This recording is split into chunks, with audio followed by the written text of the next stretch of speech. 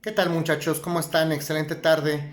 Vamos a reanudar nuestras sesiones de criminología, propiamente de escuelas de pensamiento criminológico, y vamos a entrar a temas muy interesantes. De hecho, pues comentarles, como ya habíamos indicado en algunas sesiones anteriores, que estamos al final casi de las tendencias de la escuela de la criminología clínica.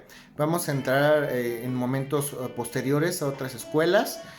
Seguramente entraremos a la escuela de la criminología interaccionista y otras en lo sucesivo. Vamos a entrar a estudiar al delincuente desde otros puntos de vista.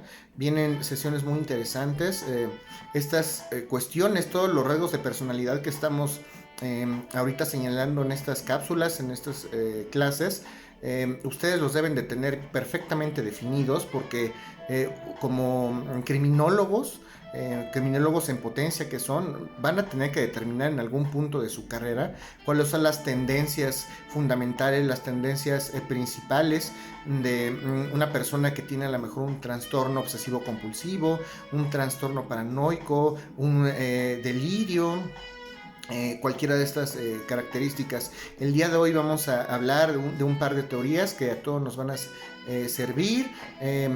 Vamos a hablar de la psicopatía, vamos a hablar de las teorías morales, vamos a hablar en lo sucesivo de la demencia y qué tipos de crímenes se pueden ocasionar por conductas de demencia y todas las circunstancias fisiológicas, mentales, todas las afecciones que los criminales en un momento dado pueden llegar a tener o a estar envueltos en ese tipo de conflictos para concluir finalmente en la ejecución de algún delito. Entonces, estas preguntas que vamos a hacer en el examen referente a estos temas, pues deben de tener bien claras las características y los perfiles de cada criminal.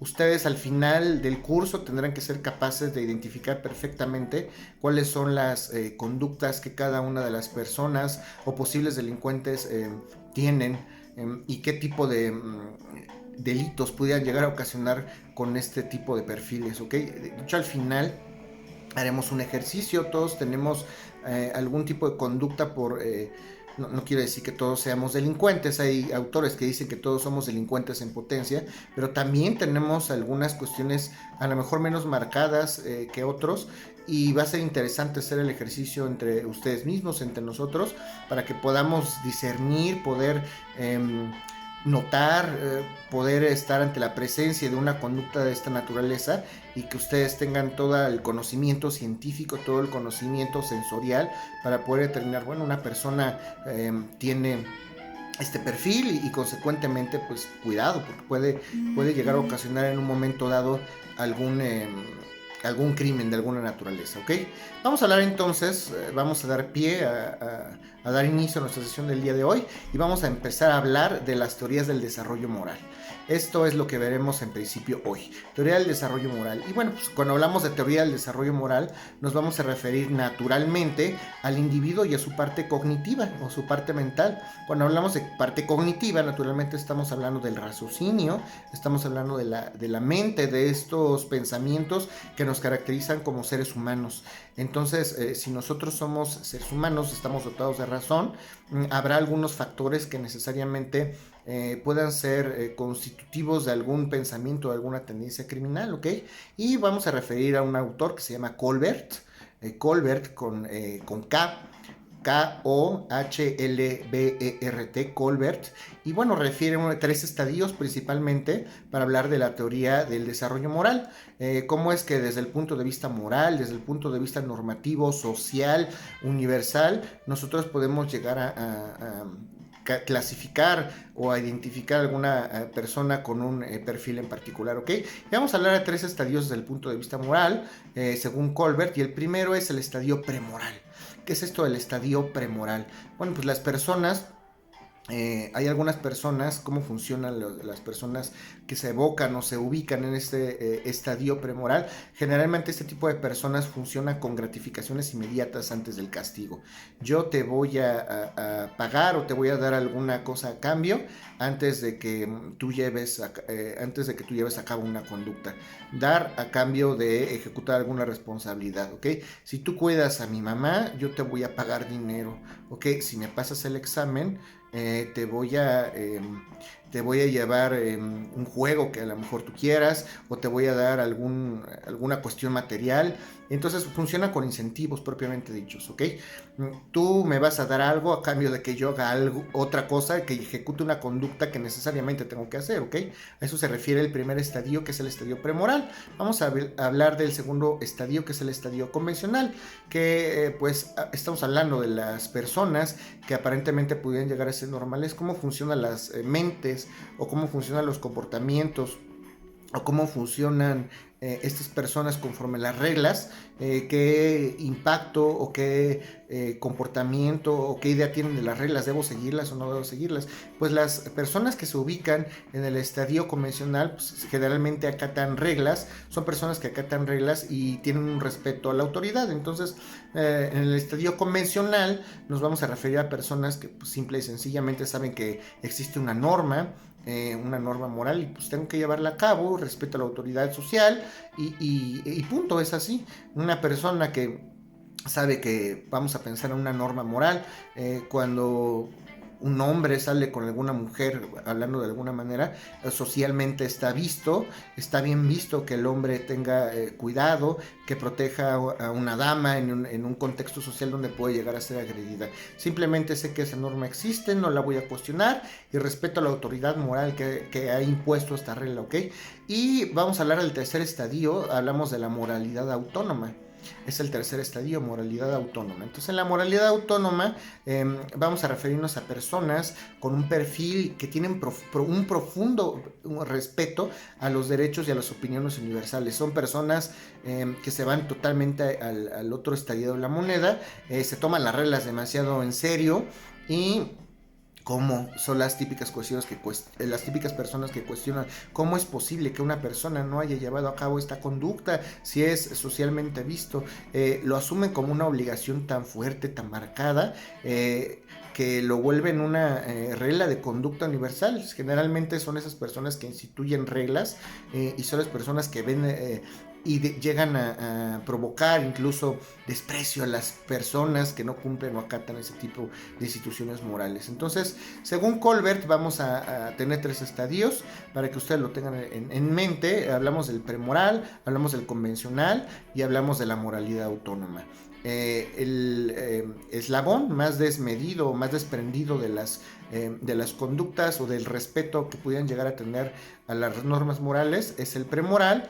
El convencional son personas que acatan la norma, la instrucción, no la cuestionan, y las personas que tienen moralidad autónoma son aquellas que arraigan en su ser, en sus pensamientos estas conductas de forma y manera tal que pueden llegar a cuestionar y pueden llegar a tomar muy personal el que una persona no lleve a cabo este tipo de normas. Entonces, ¿cuál de estos tres estadios pudiera llegar a ser un problema verdadero para el ámbito criminológico? Yo les cuestionaría, hagan una reflexión, un ejercicio mental, cuál de estas tres personas pudiera llegar a cometer delitos en mayor índice. Dicen los autores que definitivamente en el estadio premoral, que son personas que no respetan, que no tienen ningún tipo de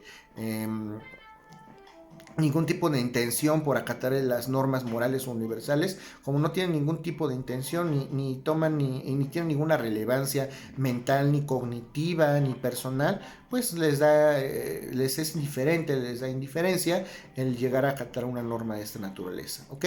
Esto es desde el punto de vista de la teoría del desarrollo moral, y vamos a hablar ahora sí de un tema que vamos a abocar un poquito más pormenorizado, porque es de las teorías más importantes desde el punto de vista no solamente de la criminología clínica, sino desde el punto de vista de la criminología en general. Y me estoy refiriendo a las teorías clínicas. En este caso lo vamos a estudiar desde el punto de vista clínico, de la criminología clínica, pero ¿qué dicen las teorías clínicas respecto a las personalidades psicópatas? Hemos hablado de los psicópatas, ya hemos referido, ya hemos definido, vamos a desarrollar en este momento, desde el punto de vista de varios autores, los más importantes, porque hay diversos y vastos, muy vastos autores que pueden llegar a describir conductas psicópatas. pero en general, ¿cuáles son las conductas que de acuerdo a los profesionales o de acuerdo a los estudiosos son las más comunes en una personalidad psicópata? ¿Quién es un psicópata? ¿Qué rasgos presenta un psicópata? ¿Por qué es psicópata? Desde el punto de vista de los estudiosos, bueno, pues una persona psicópata, vamos a referirnos a una persona psicópata cuando hablamos de una persona que tiene motivaciones, que tiene estructuras del delito a nivel mental y existe una serie de modalidades para accionar el delito en su mente, ¿ok? Yo ya tengo planeado desde el punto de vista mental, ya tengo una estructura, yo ya sé, ya estoy planeando cómo llevar a cabo el delito. Son personas inteligentes generalmente, personas que tienen arraigado un conocimiento, personas que no se desvían de la realidad en principio, porque perciben perfectamente la realidad. Simple y sencillamente tienen una conducta desviada y la personalidad psicópata o el común denominador de todas esas personas no necesariamente es perder de vista la realidad, porque tan perciben perfectamente la realidad que generalmente son personas muy marcadas en sus comportamientos, en su estructura, en su estudio, en la manera en que analizan tanto la situación. Generalmente estas personas, los psicópatas, llegan a planear de una manera tan perfecta el crimen, son obsesivo-compulsivos, pueden llegar a tener ese tipo de trastornos, debe de ser perfecto. Yo voy a planear el crimen perfecto, hacer un análisis pormenorizado de la realidad y en consecuencia el crimen que van a cometer, consciente de ello, porque además son conscientes de que están cometiendo un crimen, se tiene que adaptar a la perfección desde el punto de vista de sus teoremas mentales, ¿ok? Esto se trata de personalidades. ¿Qué tipo de personalidad tienen los psicópatas? En principio son gente insensible, no tiene sentimientos. Podemos llegar a pensar, es que todas las personas tienen sentimientos. Recordemos que desde el punto de vista de la criminología clínica, la psicopatía y los criminales no son otra cosa que enfermos mentales. Entonces, una persona que puede llegar a desarrollar insensibilidad, generalmente, no generalmente, en todos los casos, es una persona pues, con una afectación o con un padecimiento mental. Generalmente tienen un perfil muy violento, llevan a cabo conductas violentas, muy agresivas, y son destructivos en su manera de ser. Necesitan estar rodeados de un caos donde hagan lo que hagan, propician conductas o llegan a provocar de manera inteligente escenarios donde la armonía a nivel social puede llegar a ser destruida. Y si ustedes están rodeados, todos estamos rodeados de personas que pudieran llegar a ser destructivas y que propician ese tipo de rompimiento o la armonía, pues mucho cuidado porque pudieran llegar a tener tendencias a una psicopatía, ¿ok? No se sienten culpables, la culpabilidad respecto de los hechos ocasionados, respecto de las cuestiones que propician. Si yo mato a una persona, si yo hiero a una persona, si yo provoco una afección, si yo robo, no me importa lo que sienta el otro, no me importa cuánto dinero haya gastado, no me importa que necesite ese dinero para una enfermedad, no me importa nada. Simple y sencillamente soy totalmente insensible al dolor ajeno. No me importa ocasionarle un problema o una afección, al contrario. Generalmente los psicópatas, los tipos de crímenes que cometen, vamos a hablar de crímenes perversos, y perversos hablamos de una imaginación muy oscura, donde pues, pueden llegar a cometer tendencias o conductas tales como mutilaciones. Hablamos de crímenes propios como el terrorismo, como el secuestro, delincuencia organizada. Las víctimas generalmente escogen víctimas vulnerables porque son aquellas personas que saben que son sensibles, porque pueden ejercer un poder, necesitan ejercer una relación entre mando y una persona que obedece, una relación de obediencia con otra persona que sea física o mentalmente débil. Perciben, como tienen una gran inteligencia, pueden percibir fácilmente que personas pueden llegar a ser vulnerables o débiles mentales. No perciben el peligro, si saben que están rodeados o están inmiscuidos o pueden llegar a estar involucrados en un ambiente peligroso, no les importa lo absoluto. Son personas que no miden los riesgos, personas que no les interesa provocarse ellos mismos o provocar a alguien más alguna afección. Si hay algún riesgo no lo miden, son como ya habíamos comentado, son insensibles, no explican, la psicopatía no se explica, además cómo se llevan a cabo estas conductas, no se explican desde el punto de vista de las carencias familiares. A lo mejor hay delincuentes que son delincuentes y delinquen y llegan a cometer acciones de índole delictivo porque a lo mejor a nivel familiar familiar, a lo mejor a nivel cultural, a lo mejor a nivel social, económica, pues tienen una afección, se sienten agredidos socialmente, se sienten, tienen a lo mejor personalidades ínfimas con inseguridad, con inestabilidad, con problemas de autoestima. El resto de los delincuentes, pues los psicópatas no. Los psicópatas, por la generalidad de las cuestiones, los psicópatas no dan génesis a sus conductas, pues por cuestiones familiares o culturales, simple y sencillamente tienen una patología marcada, y como son insensibles a ese tipo de situaciones, el trastorno que tienen ya es muy marcado. Pudieran y más bien en la gran mayoría de los casos, muchas veces los psicópatas ni siquiera saben que están ejerciendo o que actos de psicopatía, o que tienen un perfil de esta naturaleza, ¿ok? Entonces, cuestiones culturales, cuestiones afectivas, pues realmente les son indiferentes. Sus papás, sus mamás tuvieron malas conductas cuando los delincuentes o los psicópatas eran chicos, eran niños, pertenecían a un núcleo familiar, les pegaban a lo mejor a estas personas y pues se mostraban insensibles. Ustedes pueden estudiar o pueden ver algunas películas que realmente hoy por hoy son un parámetro y una gran joya para el estudio de la criminología. Vean, digo, sin hacer propaganda, porque esto no es el fin de esta clase, pero se me ocurren en este momento dos películas. Una película muy famosa que se llama El Psicópata Americano. Vean cuál es el perfil del psicópata americano. ¿Quién es esa persona? ¿Quién mataba a las personas? Si la han visto, sería interesante que comenten, que razonen, que hagan una reflexión. Esta persona de psicópata americano, pues es una persona muy propia, una persona culta, a lo mejor de un núcleo social muy remedido, muy sofisticado, y pues finalmente una persona que mataba a lo mejor por gusto, porque sentía alguna afección. ¿Y cuál es el punto de tener un núcleo familiar o un pasado, o estar en un núcleo social o económico? Incluso hay algunos psicópatas que están o que provienen de núcleos familiares en óptimas condiciones. Sus papás, sus hermanos, sus abuelos, son personas que los trataron bien económicamente, se pueden llegar a encontrar en una escuela de paga, con mucha facilidad económica. Y ese no es el centro, o ese no es el común denominador de los psicópatas. Simplemente cometen ese tipo de delitos y ya. Vean también la película de la última, que se le famosa, El Guasón.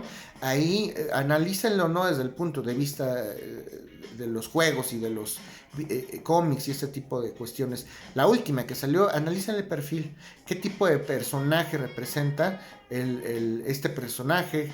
¿Qué tipo de personaje representa el payaso? ¿Por qué actúa así? ¿Por qué mata a la gente? Si se fijan, tenía algunas afecciones, otro tipo de enfermedades mentales. ¿Qué desencadena o qué detona para que esta persona pues lleve a cabo incluso actos de terrorismo? Porque hay algo en su mente que no está funcionando bien, y no necesariamente deviene del núcleo social, económico, afectivo, ¿ok?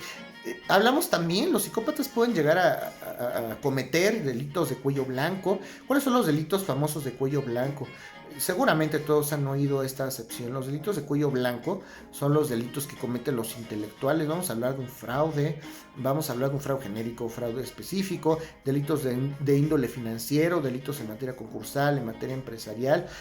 Son delitos de cuello blanco, se les conocen a las personas pues, que a lo mejor no son aparatosos, no son violadores, no son asesinos. Simple y sencillamente estafan por el gusto de estafar, o porque quieren una riqueza desmedida, y no tienen ningún tipo de remordimiento en ocasionar un detrimento a alguna otra persona. Aunque también hay psicópatas que también cometen una serie de delitos más aparatosos, porque recuerdan que una de las características de la psicopatía es la violencia, la agresividad desmedida. Entonces este tipo de psicópatas pueden llegar a cometer delitos tales pues como venta de niños, venta de mujeres, algunos crímenes de índole político, incluso hasta cuestiones de carácter de delincuencia sexual, ¿ok? Las razones no son psicológicas, son psicoanalíticas. Bueno, más bien, los podemos analizar desde el punto de vista del psicoanálisis. Ya veremos en el futuro algunas tendencias criminológicas que se estudian desde el punto de vista psicológico. Todas estas afecciones naturalmente provienen de una situación mental, y valdría la pena hacer un estudio, como lo han hecho muchos autores, de cuál es el común denominador de los psicópatas, porque pues, ha habido muchas conductas, y entonces cómo podemos definir a un psicópata, quién podemos entender que es un psicópata. Por eso estamos en este momento describiendo los rasgos de personalidad. Antes que dar una definición de psicópata, tenemos que entender cuáles son los rasgos de la personalidad y qué tipos de delito pueden llegar a cometer, como lo establecemos.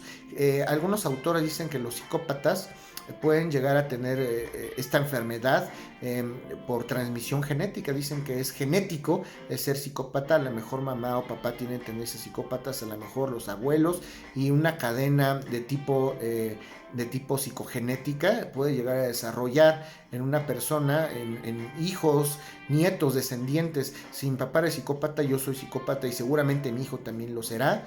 Y cuidado con este tema. Si estos señores tienen razón, será interesante abocarnos al estudio de estas circunstancias, saber qué tan ciertas son. Podemos entenderlo. Por ahí habíamos hablado en su momento de Philippe Pinatel, este francés, Philippe Pinatel, ¿okay? Este señor habla y no había, refiere a que no había perturbaciones en el razonamiento de las psicópatas, ¿okay? Son conductas propiamente de personas que son desadaptadas a la sociedad. Entonces Philippe Pinatel dice que las perturbaciones del razonamiento son inherentes a los psicópatas porque son gente desadaptada socialmente. Desadaptados socialmente, entiendan esto, no pertenecen, no se sienten propios de un núcleo. Las personas que ven de pronto solas y que no se sienten aceptadas ni por su familia, ni por sus amigos, ni por un núcleo en particular, pueden llegar a estar desarrollando conductas o pueden tener algunos aspectos de psicopatía. Vamos a hablar de Benjamin Ruech. Es otro autor que tenemos por ahí. Ruech se escribe R-U-E-S-C-H, Benjamin Ruech, y es el primer autor, a lo mejor para algunos que se ofenden y por ello han cambiado los términos y los conceptos de la ley, como el término de incapacidad, que a lo mejor eran términos muy agresivos. Pues este señor Benjamin Ruech es el primero en definir a las conductas psicópatas. Utiliza por primera vez la noción de la idiotez mental. Dice que los psicópatas son idiotas mentales o tienen una imbecilidad moral, que también lo dicen desde ese punto de vista, son imbéciles morales. Así lo dice este señor, Benjamin Ruech, porque pues no tiene la capacidad para discernir, para adaptar, para comprender qué es una moralidad, no tiene la capacidad para mentalmente percibir cuándo están adaptados o cuándo son aceptados en un núcleo social. Simplemente hacen las conductas y actúan como si la aceptación social o las reglas naturalmente no existieran, ¿ok? Entonces utiliza esos términos este señor Benjamin Ruech propiamente para describir a pacientes con actos impulsivos, con actos antisociales, como lo son los psicópatas. Hablemos de otro autor, hablemos de Pritchard.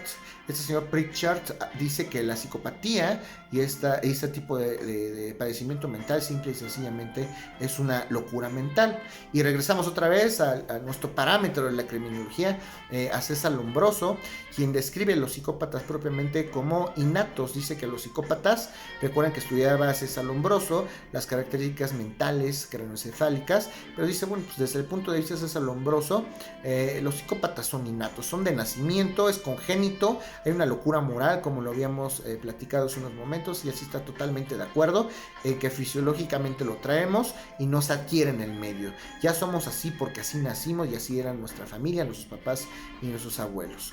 Por ahí hablamos de otro autor, me refiero a Schneider. Este señor Schneider habla de las personalidades psicópatas, las personalidades que son psicópatas y que tienen este padecimiento mental, generalmente hacen sufrir a la sociedad, simplemente les gusta hacer sufrir a la sociedad, encuentran satisfacción en ello, son personas impulsivas, son personas irresponsables, es decir, no son capaces de responder por sus acciones, no les interesa, lo cuestionan, ni siquiera se dan cuenta de esta circunstancia. Todos tenemos que responder de nuestras acciones, por eso es que somos mayores de edad, asumimos que tenemos derechos y obligaciones, y si cometemos alguna falta tendremos que resarcir al efecto el daño que hayamos causado. Pues, señores simple y sencillamente son irresponsables, no les interesa, no cabe en la mente que pudieran llegar a responder en un momento dado por un acto que hayan cometido. Y de nueva cuenta hablamos del famoso Luis Rodríguez Manzanera, quien también recuerden que es uno de los precursores o uno de los más famosos criminólogos que estudia la criminología desde el punto de vista clínico. Luis Rodríguez Manzanera dice que el psicópata generalmente es una persona egocentrista, es una persona que subestima a las demás personas, que se siente más que los demás, siente que cognitivamente es superior, que a lo mejor corpulentemente, físicamente, en pocas palabras, todos los atributos que tiene son mejores, se siente mejor persona que los demás, son exagerados en sus tendencias, llaman mucho la atención, tienen la necesidad de explotar tanto su personalidad en un entorno social para hacer notar su superioridad, aunque en realidad pues lo único que sucede en este sentido es que esa conducta, esa euforia que tienen por demostrar que son superiores y tan marcada y hablan con un tono de voz muy fuerte, pues simple y sencillamente denotan que tienen una patología, porque son exagerados, el egocentrismo es exagerado, la exaltación en la personalidad, de pronto pueden gritar, pueden tener ademanes muy fuertes, muy marcados para hacerse notar con las demás personas y puede llegar a ser agresivos en un principio. Naturalmente son agresivos, son personas naturalmente inestables. Y vamos a hablar de una palabra que se llama la habilidad. La habilidad, L-A-B-I-L-I-D-A-D. La habilidad, ¿qué significa la habilidad? Son personas poco estables. Naturalmente los psicópatas van a ser personas que no tienen o no gozan de una estabilidad mental. Y vamos a finalizar con un concepto o una serie de características que la Organización Mundial de la Salud determina, fíjense, ya una institución propiamente dicha en materia de salud, y establece algunos parámetros o algunas características fundamentales de las personalidades psicópatas. La OMS, la Organización Mundial de la Salud, señala entonces que el psicópata clínicamente puede llegar a ser una conducta cruel, que tiene despreocupación por los sentimientos de los demás. Hablamos de una actitud marcada y persistente, irresponsabilidad respecto de sus actos, como habíamos comentado, como han referido otros autores. Hay despreocupación notoria, no se preocupan en lo más absoluto por cumplir las normas, ni jurídicas, ni sociales, ni de ninguna índole, tienen incapacidad para mantener relaciones, no pueden sustentar, por alguna razón son incapaces de sustentar relaciones interpersonales, precisamente por que se sienten, número uno, inadaptados, y número dos, se sienten superiores a las demás personas. Y cómo voy a convivir con alguien que es menor que yo, entre otras cosas. O también me siento menos que los demás y no siento que encaje, que mi personalidad o mi ser encaje con un momento dado, con un núcleo social o con una persona, ¿ok? Tienen baja autoestima, algunos de ellos, o como habíamos comentado, un egocentrismo muy elevado, muy marcado. Tienen muy baja tolerancia a la frustración. Eso quiere decir que no tienen un umbral de respuesta o de autocontrol a sus comportamientos. Si una persona la empujan en la calle, pues a lo mejor se puede llegar a enojar, pero tiene autocontrol y no agrede a la otra persona, se gobierna y busca la mejor opción para evitar un riesgo inminente. Pues las personas psicópatas tienen poca tolerancia a esos eventos. Si me llegas a dar un codazo, yo ya te estoy pegando y te estoy rematando a golpes en la calle porque tengo poca tolerancia a la frustración. Esa es una persona psicópata. Si una persona me ve mal o me hace algún comentario que yo puedo llegar a tomar mal, inmediatamente esa conducta agresiva, esa conducta violenta tiene que fluir. Tienen un bajo umbral para ser autocontrolados, para tener el autocontrol en conductas agresivas. ¿Qué tanto pueden medir o autocontrolarse para llegar a no ser agresivos? Personas sumamente agresivas porque no pueden controlarlo. Son personas que necesitan agredir, que no tienen control sobre sus sentimientos, se enojan muy rápido, incluyen reacciones violentas, como ya habíamos comentado, episodios muy violentos, son incapaces de sentir culpa, como ya lo habíamos comentado, y no aprenden de las experiencias. Son personas que pueden llegar a repetir capítulos y pueden llegar a cometer errores y nunca aprenden de ello. Simple y sencillamente siguen cometiendo los mismos errores en su vida. No tuve ningún aprendizaje, no tuve ninguna enseñanza, pues ya me metieron al reclusorio. Total, me la pasé feo al principio, pero pues lo sobrellevé, salgo del reclusorio y pues bueno, ¿cuál es el punto? Pues puedo volver a matar, total, salí. Entonces, no sienten culpa de las acciones, tienen incapacidad para aprender de estas experiencias, no aprenden de sus errores, están estancados mentalmente, por eso los autores los llaman imbéciles morales, porque no aprenden de sus errores y tienen una marcada disposición a culpar a los demás por sus problemas, no tienen la capacidad de asumir sus problemas estas personas. Si yo sé que agredí a una persona y al rato veo que le provoqué alguna afección sentimental, ¿yo por qué? Yo, buscan manipular la situación para hacernos culpables, hacernos sentir culpables a nosotros mismos, como el caso de, voy a pensar en un crimen pasional, crímenes de carácter sexual, una pareja sentimental, una persona que agrede física o mentalmente, sobre todo en la manipulación mental, provoca una afección o lastima sentimientos de una persona, y cuando lastimo sentimientos de la otra persona, yo no fui, yo te lastimé por tu culpa. Si yo te dije palabras o te hice sentir muy mala persona o te humillé, pues fue porque tú lo provocaste. Eso no fue mi culpa. Entonces no pueden aceptar culpa, no pueden aceptar la responsabilidad de sus actos. Y bueno, tienen una predisposición a dañar a las demás personas y a presentar racionalizaciones inverosímiles. La racionalización es una justificación de las conductas que yo puedo llegar a ser indebidas. Si ellos tienen o llevan a cabo una serie de comportamientos conflictivos y sabemos en la realidad que está mal, ellos empiezan a hacer una serie de justificaciones mentales, se le llama este procedimiento racionalización, para justificarse a sí mismo. Yo tú y atropellé a una persona, pues sí, pero porque estaba enfrente de mí, pues sí, pero ibas en una vía rápida. Ah, ¿quién lo manda a ir en una vía rápida? Pero pues pudiste haber frenado. ¿Y yo por qué me voy a frenar? ¿Que no ve las indicaciones? Pues sí, pero es una vida humana. ¿Y yo por qué tengo que respetar la vida humana si a mí no me respetan? Si el Señor no me está respetando. Entonces empiezan a hacer una serie de cuestionamientos y una serie de pretextos, empiezan a fundar una serie de cuestiones mentales para eludir todo tipo de responsabilidad. ¿Ok? Lo dejamos por hoy. En la próxima sesión, en la sesión de mañana, vamos a dar unos últimos rasgos o hablar unas últimas cuestiones de la personalidad de los psicópatas para terminar de una vez por todas este capítulo de la psicología, de la criminología desde el punto de vista clínico. ¿Ok? Tengan una excelente noche, tarde, los que lo vean, o mañana los que vean el video a la hora que lo vean, y les mando un cordial saludo y recuerden hacer sus dudas o comentarios. ¿Ok? Saludos a todos, muchachos.